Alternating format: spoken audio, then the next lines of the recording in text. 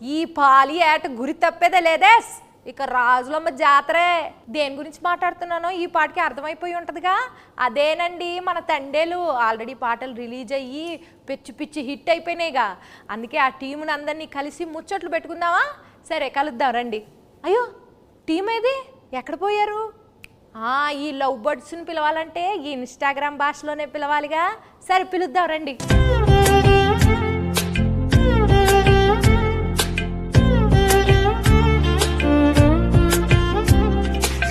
నమస్కారం అందరికి. ఎలా ఉన్నారు అందరూ? ఎందుకు పల్లవమ్మా అలా నవ్వుతున్నావు?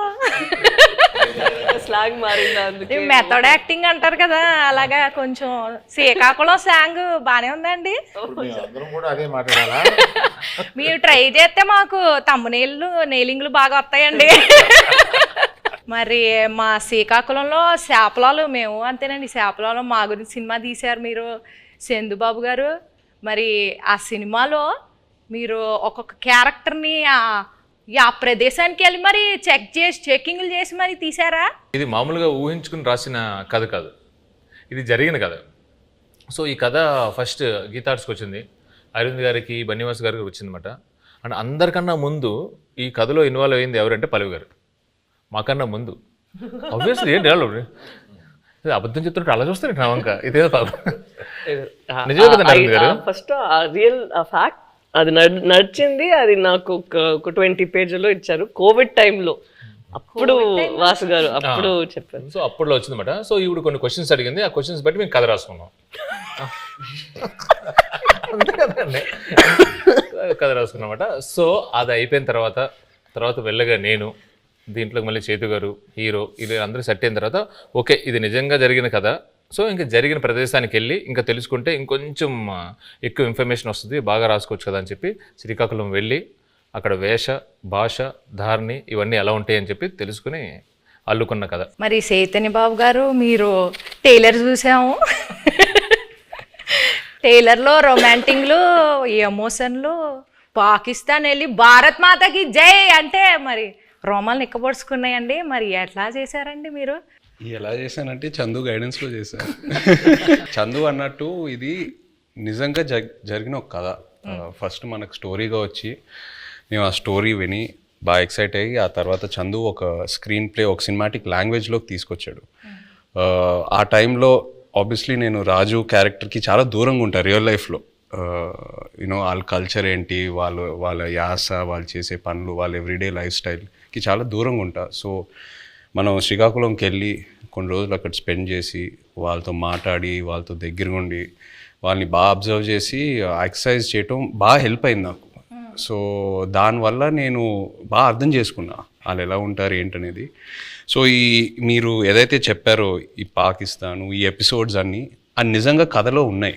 సో జస్ట్ ఒక సినిమాటిక్ గిమిక్ కోసం మనం అది క్రియేట్ చేయలేదు.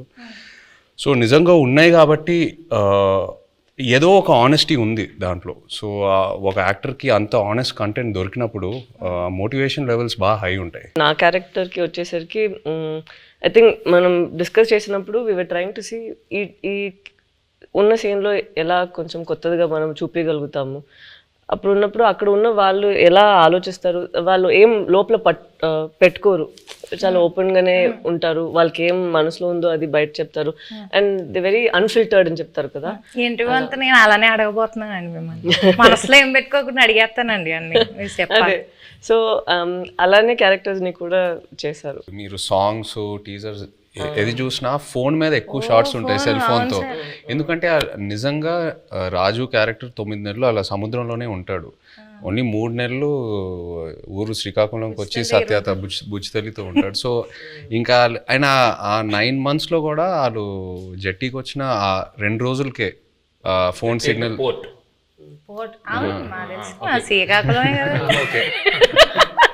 జట్టీకి వచ్చి ఆ 2 రోజులే ఫోన్ సిగ్నల్ ఉంటుంది. సో ఇవన్నీ నేను నిజంగా అక్కడికి వెళ్ళి వాళ్ళ ఎక్స్పీరియన్సెస్ విన్నప్పుడు ఎలా ఉంటారు అబ్బాయిలు అసలు ఇద్దరు ఇంత ప్రేమించుకొని పెళ్లి చేసుకొని ఇంత డిస్టెన్స్తో ఎలా మేనేజ్ చేస్తారు, ఎలా ఉంటారు అనేది అది చాలా చాలా పోయిటిక్గా అనిపించింది వాళ్ళ స్టోరీస్ విన్నప్పుడు.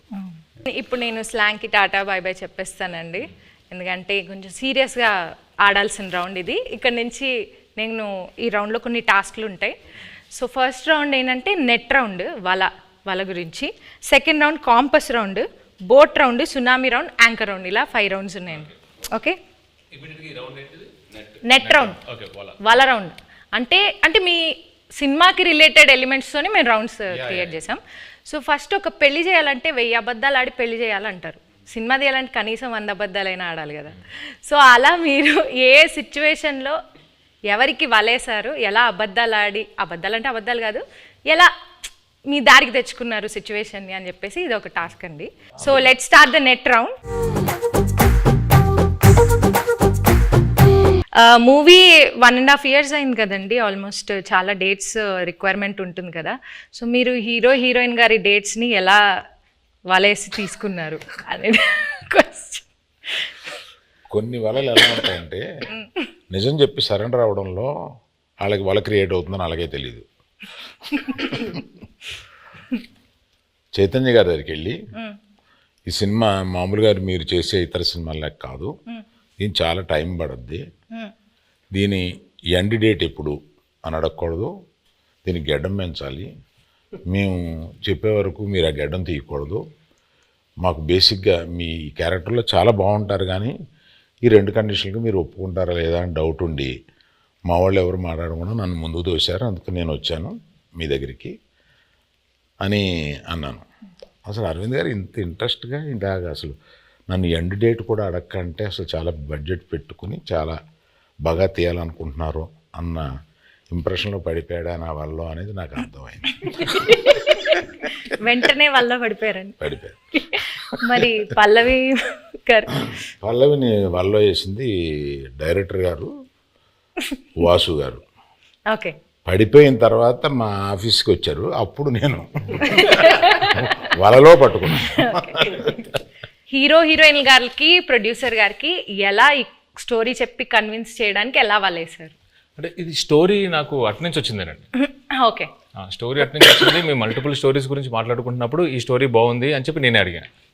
సో అలా వచ్చింది. అండ్ నాకు ఈయనకి చదువు గారికి ఎప్పటి నుంచో లాంగ్ టర్మ్ నుంచి ఉంది, ఇది బాగుంటుంది అని చెప్పి మేము డిస్కస్ చేసుకుని ఎస్ ఇది మేము చేస్తున్నామని వచ్చింది.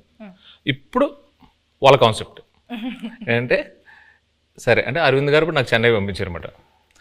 అమ్మ వలే ఒక చేపను పెట్టండి, కానీ వలేసిన తర్వాత తెలిసింది అది చేప కాదు తిమింగలం అనండి. పల్లవి గారు మీరు చెప్పలేదు. నాకు వల్ల ఏం లేదు, వలే లేదు, అందరికి తెలుసు ఇక్కడ ఉన్న వాళ్ళకి వల్ల ఏం లేదు. వలలోనే ఉన్నాం. So next round boat round అండి.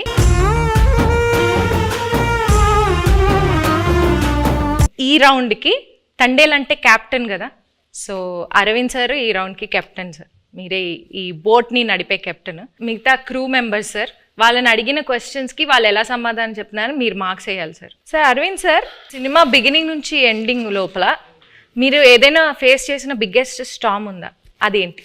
బిగినింగ్ నుంచి ఎండ్ వరకు ఒకే స్టామ్ ఉందమ్మా, బడ్జెట్.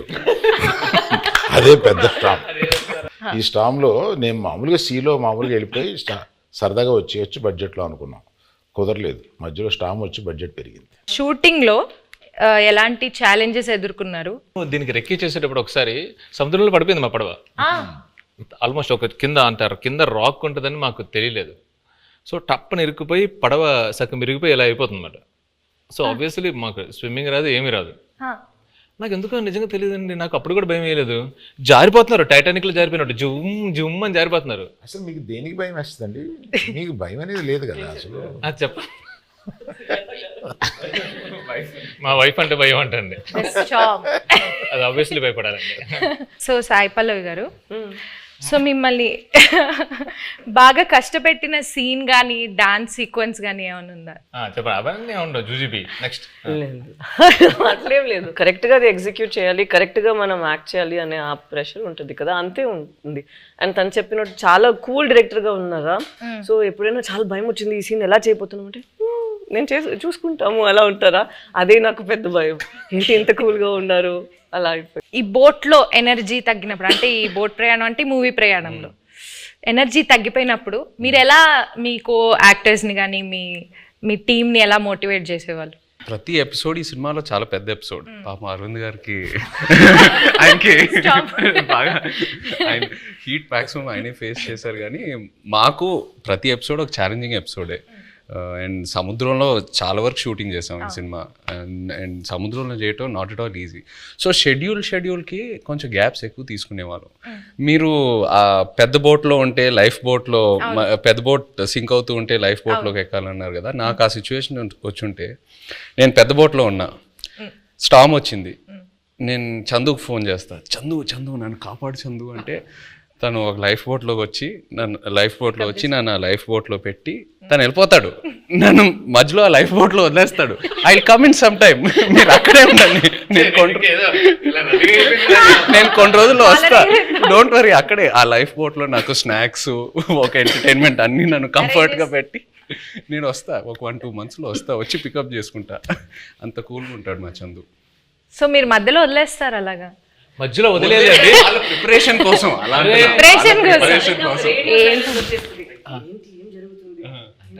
జరుగుతుందా ఏమైనా అలా సడన్ గా ఒక సైలెన్స్ వస్తుంది ఒక 2 monthsకి. దాని తర్వాత మళ్ళీ స్టామ్ స్టార్ట్ అవుతుంది. మేము కలెక్ట్ చేసిన ఇన్ఫర్మేషన్తో కానీ మేము రాసుకున్న స్టోరీలో ఇంటర్వెల్ కంప్లీట్ వేరండి. ఒకసారి మళ్ళీ మనం వెళ్ళినప్పుడు మొత్తం అంతా అక్కడ శ్రీకాకుళం వెళ్ళి మొత్తం రీసెర్చ్ చేస్తున్నప్పుడు ఇంకా డీప్ అండ్ డెప్త్గా ఆ 22 మందిని కూర్చొని వాళ్ళని వీళ్ళని అడిగితే అప్పుడు వాళ్ళు అక్కడ ఫిషింగ్లో ఉన్నప్పుడు వాళ్ళకి ఒక 2017లో ఒక స్టార్మ్ వచ్చింది. నిజంగా వాళ్ళ పడవలు ఎలా అయ్యాయి, ఒక పెద్ద కార్గో షిప్ ఎలా వచ్చింది, దాన్ని ఎలా ఫేస్ చేశారు, ఇవన్నీ విన్న తర్వాత అప్పటికే బడ్జెట్ ఫిక్స్ అయిపోయింది. మెల్లిగా పిల్లిలో వచ్చాము మళ్ళీ అరవింద్ గారి దగ్గరికి వచ్చి, అరవింద్ గారు అంటే మన ఇంటర్వెల్ని మొత్తం ఇప్పుడు ఏదో నార్మల్గా అక్కడ ఎవరు ఓకే చెప్పింది వాసువే కదా, విని యాస్టేజ్ చేయాలి సార్, మనం ఇది యాస్టేజ్ చేస్తున్నాం దింపుతున్నాం మనకే కదా ఎంకరేజ్. అవును చెప్పింది. నా దగ్గరికి వచ్చి అప్పుడే ప్రపోజల్ చెప్పారు, మీరంతా డిసైడ్ చేసుకున్నా వాసు అక్కడ ఫిక్స్ అయినారంటే అమ్మా సూపర్ అంతకన్నా అని చెప్పాము. అప్పుడు ఆ స్టామ్ సీక్వెన్స్ వచ్చింది. మెల్లగా మా ఛాంబర్ రూమ్ ఒకటి ఉంటుంది, మాకు ఏం మాట్లాడుకున్నా కంప్యూటర్ రూమ్ అన్నట్టు. సో అరవింద్ గారితో కూర్చోబెట్టి మెల్లగా చెప్పి నన్ను అప్రూవల్ చేశారు. సీరియస్గా చెప్పనండి, ఈయన బడ్జెట్ గురించి మాట్లాడుతున్నారు కానీ మధ్యలో నేను అలిగేసి నాకు ఇది వద్దు నేను చేయను అని చెప్పాను.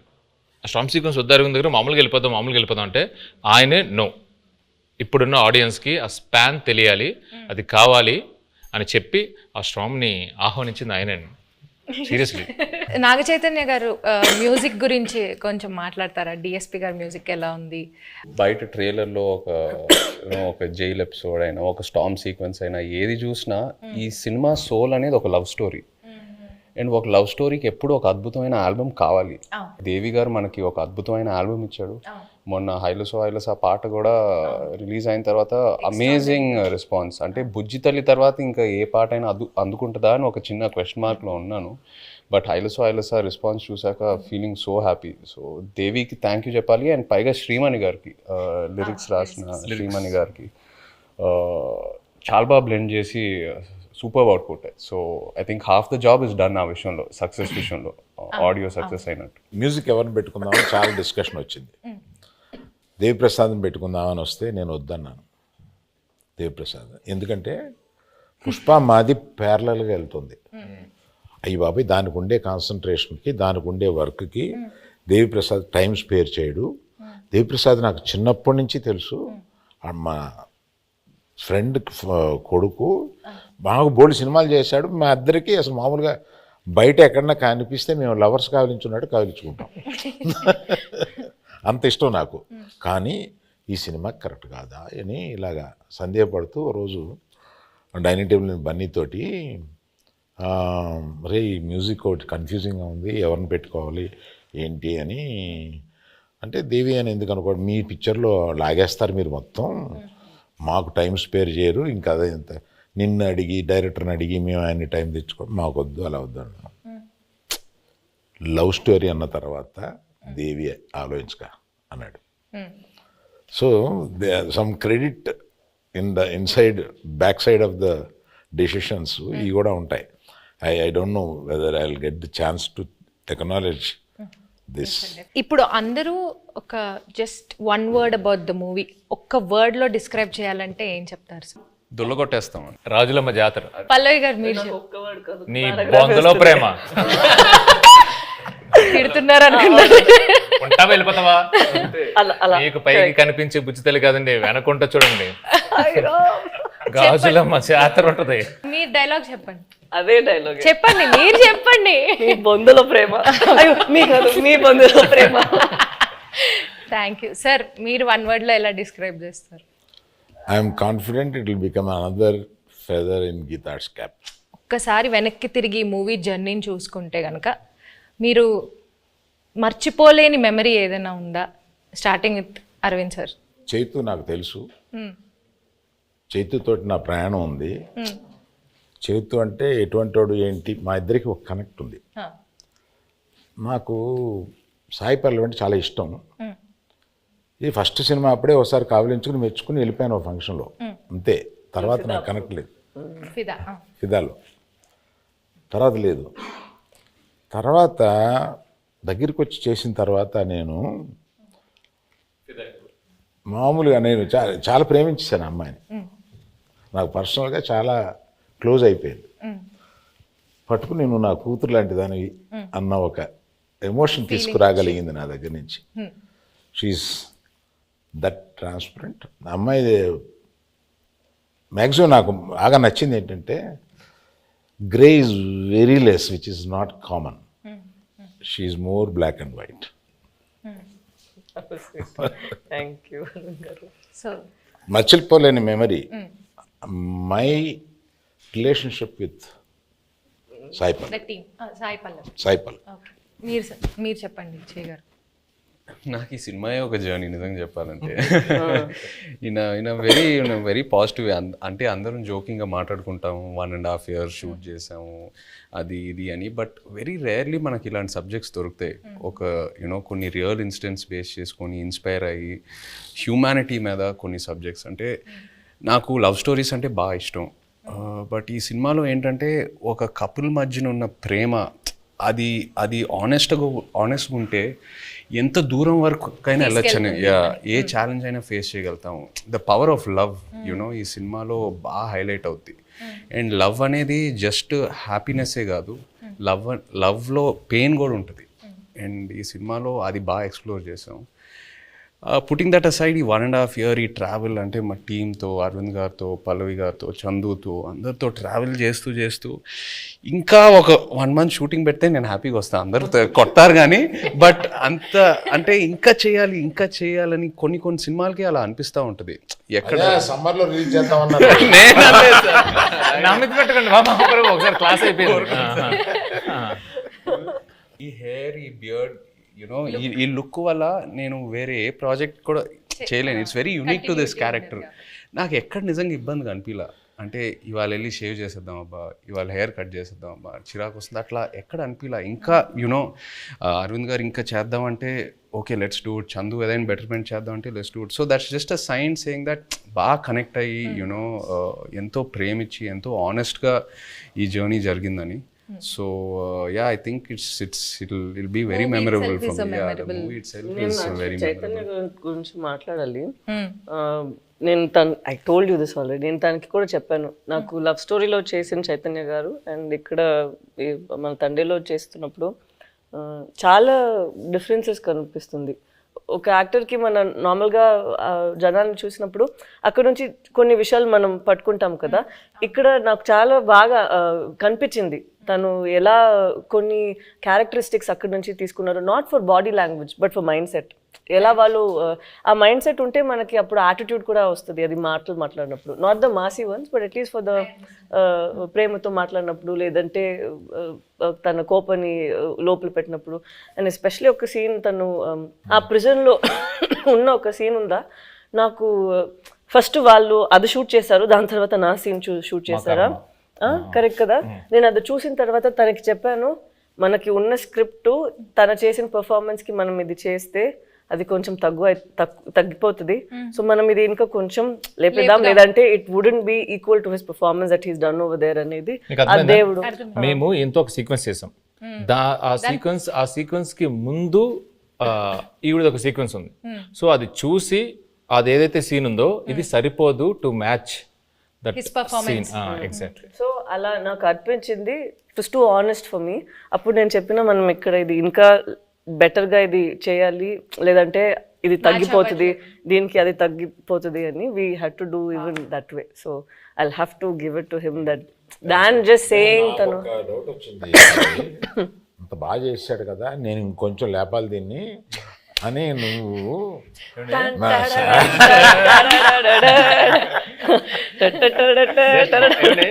అరుణ్ గారు ఇక్కడ సరదాగా హాహాహా మాట్లాడుకున్నాం.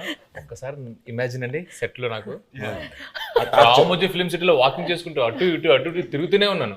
ఇంకా నయం జేబులో చేతులు పెట్టుకున్నా. సీరియస్లీ ఈయన ఒకటే డైలాగ్ ఉంటుంది స్ట్రాంగ్ గా, మీరు అంత స్ట్రాంగ్ గా రాయాలని కానీ నేను పొంకాలు రాసేవాడిని. లేదు, తను 2 pages కి రాసారా, నేను చెప్పిన అక్కడ ఒకే మాట అన్నారు, నాకు గుండెలు చాలా పెయిన్ వచ్చింది, అది ఎంత బాగుంది, మనం కూడా అంతే ఒక పంచ్ ఇద్దామని నేను అడిగితే 2 pages ఉందండి. అలా ఏం లేదండి. అది నైట్ షూట్. తను చెప్పింది కాబట్టి నేను ఒక విషయం ఆనెస్ట్ గా చెప్పాలి తన గురించి. చెప్పండి. ఆపర్చునిటీ తీసుకుందామని అంతే. తీసుకోండి. ఇప్పుడు వరకు నేను పనిచేసిన ప్రతి కో యాక్టర్తో ఎవరో నాకు ఫోన్ చేసి నా సీన్ గురించి డిస్కస్ చేయలేదు. పల్లవి ఫుల్ స్క్రిప్ట్ తీసుకుంటుంది and she call me once before a schedule and discussed about my scenes. అది నాకు చాలా ఇన్స్పైరింగ్ అనిపించింది ఆనెస్ట్లీ. కొంతమంది మేబీ అది టూ మచ్ ఇన్వాల్వ్మెంట్ అలా అంటారేమో కానీ జోక్స్ అపార్ట్ అది మనకు ఒక యాక్టర్కి నంబర్ ఆఫ్ పర్స్పెక్టివ్స్ ఉన్నప్పుడు ఆటోమేటిక్లీ మన మైండ్ ఇంకా బాగా పనిచేస్తుంది and it pushes us to perform better. So అది తను ఫోన్ చేసినప్పుడు నాకు చాలా హ్యాపీ ఫీల్ అయ్యాను. ఇద్దరు మూవీలో ఎంత ఇన్వాల్వ్ అయ్యారో అర్థం. మనం అందరూ చేసింది ఫస్ట్ మూవీ వస్తుంది, దాని తర్వాతే మన అందరికి మూవీ జనాలు చూస్తారు కదా, జయ గారు పల్లవి గారు అలా ఏం లేదు. సో అక్కడ చూసినప్పుడు ఎంత ఇంపార్టెంట్ మా ఇద్దరిది పోర్షన్, అంతే ఇంపార్టెంట్ తన పోర్షన్ కూడా. సో అప్పుడు ఏమైనా నాకు డౌట్స్ ఉంటే ఏదో ముగ్గురు దగ్గర ఫస్ట్ ఇక్కడ పోతుంది, దాని తర్వాత తను కొంచెం సేపు తీసుకుంటారు రాయడానికి, ఇక్కడ నేను ఒక కాల్ పెడతాను, దాని తర్వాత ఫైన్ గా అరవింద్ గారు. పల్లవి చందు దగ్గరికి వెళ్తుందంటే డౌట్ కోసం నేను ఇంకా లంచ్ బ్రేక్ తీసుకొని శుభ్రంగా ఒక హాఫ్ అన్ అవర్ మ్యాప్ వేసి క్యారవాన్ లో అప్పుడు బయటకు రావచ్చు, ఇంకా అప్పుడే డిస్కషన్ క్లోజ్ అవుతా ఉంటుంది. ఇప్పుడు చెప్తుంది అంత పెన్సిల్ తో రాయాలంటే పక్కన షార్ప్నర్ ఇంపార్టెంట్ మేడం. చెక్కి రాసి చెక్కి కదా, స్క్రిప్ట్ కి మనం చేసినకి ఏం డిఫరెన్స్ లేదు. అక్కడ ఏంటంటే లేదు పర్ఫార్మెన్స్ లో మనం ఏం బయట ఇప్పుడు ఇలా ఇంత సీన్స్ ఉంది, అది మనం క్రష్ చేసి ఒక చిన్న పంచ్ లాగా చేసేద్దాం అంతే. మీరందరూ సడన్ గా ఈ సెషన్ నా గురించి పెట్టిన టైం ఉంది, అదేం లేదు, అదేం కాదు. He did not sign any other film. నేను ఎప్పుడు తను అడుగుతాను, బికాస్ లవ్ స్టోరీ టైంలో also we'd ask what you doing next అని. ఇప్పుడు నేను అడిగినప్పుడు కూడా నేను తండేల కోసం వెయిట్ చేస్తాను, వచ్చిన తర్వాత చూద్దామని. అప్పట్లో ఆ రోజు మనం రిలీజ్ రోజు చెప్పాము కదా, ఆ రోజు వరకు ఇదే తన ఆన్సర్, మనం చూద్దాం తండేలు వస్తుంది దాని తర్వాత. So such a nice approach where you completely surrender ఒక ఫిల్మ్ కోసం. అది సరెండర్ చేసి ఎన్ని రోజులు, ఒక ఇయర్ తీసుకుంటుందా ఓకే అని తను వదిలేయడం నాకు it was very surprising. Next producer use to contact me, not him. Sir మీది ఎప్పుడవుద్ది, మేము రిలీజ్కి 10 రోజుల ముందు కూడా షూటింగ్ చేస్తాము, నా రిలీజ్ డేట్ చూసి మీరు అనుకోండి తప్ప నేనేమి కమిట్ అవ్వను. వై డూ థింక్ తన పెళ్లి కోసం, తను ఇప్పుడు ఇంటర్వ్యూ కోసం జుట్టులు దాడి దాన్ని కట్ చేయకుండా ఇలా ఉన్నారు? ఎప్పుడు ఏం వచ్చేస్తుంది, ఎప్పుడు మనం షూట్కి వెళ్ళాలి అని ఇలాగే వదిలేస్తారు. నేను పెళ్ళికి వెళ్ళి వీళ్ళు కింద కూర్చుంటారు కదా, వంగి అక్షంతలు వేస్తున్నాను. పరిచయం చేశాడు ఈయన, అంటే తెలుసు అన్నట్టుగా ఆమె చూసింది. I have a question sir అంది, పెళ్లిపేటల మీద. ఇదేంటి question? When do you show the face of my husband sir అంటే గడ్డం ఎప్పుడు తీస్తా?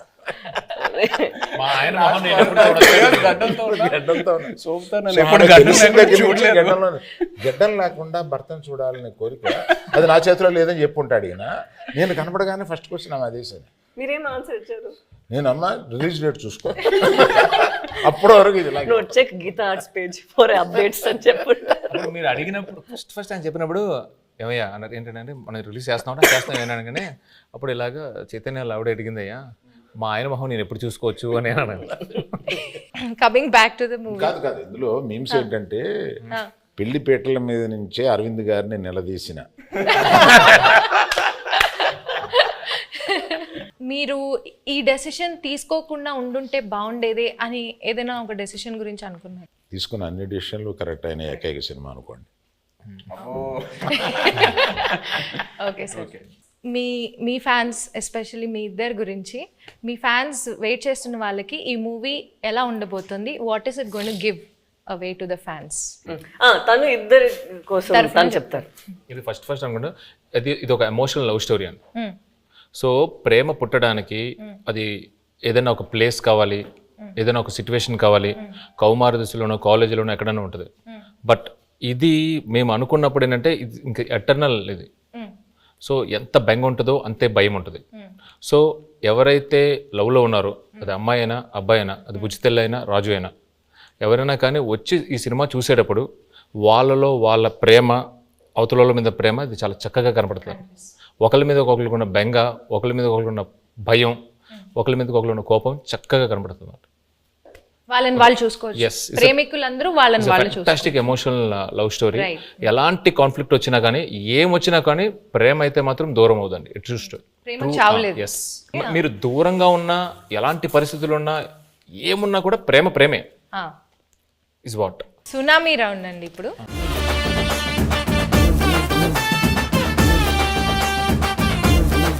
సునామీ రౌండ్లో ఏంటంటే ట్రూత్ ఆర్ డేర్ అన్నమాట ఇది. సో మీరు ఆన్సర్ చెప్పలేకపోతే డేర్ చేయాల్సి వస్తుంది. సాయి పల్లవి గారు తండేల్లో బాగా యాక్ట్ చేశారా, లవ్ స్టోరీలో బాగా యాక్ట్ చేశారా? సాయి పల్లవి గారు తండేల్లో ఇంకో క్వశ్చన్ ఉంది, ఆప్షన్ కావాలా? ఇవ్వండి. మల్టీ స్టారర్ మూవీలో యాక్ట్ చేయాలంటే అల్లు అర్జున్ గారితో చేస్తారా, అక్కినేని అఖిల్ గారితో చేస్తారా?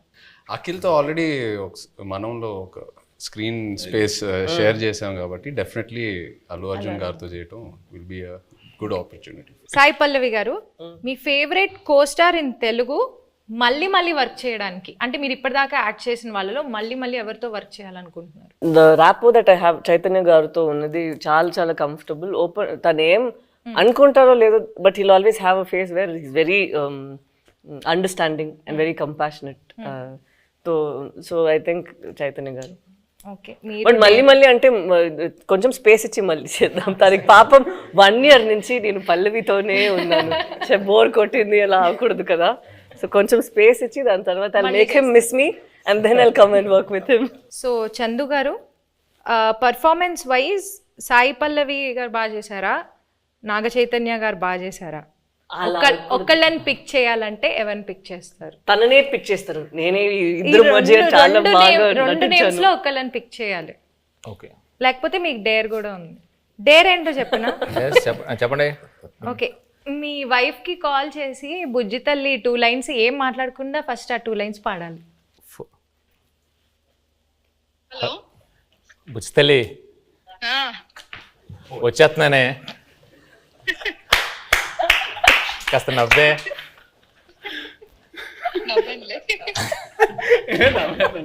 How sweet, సుజాత గారు, we miss you. హాయ్ అండి. నా గుండె టక కొట్టేసుకుంటుంది.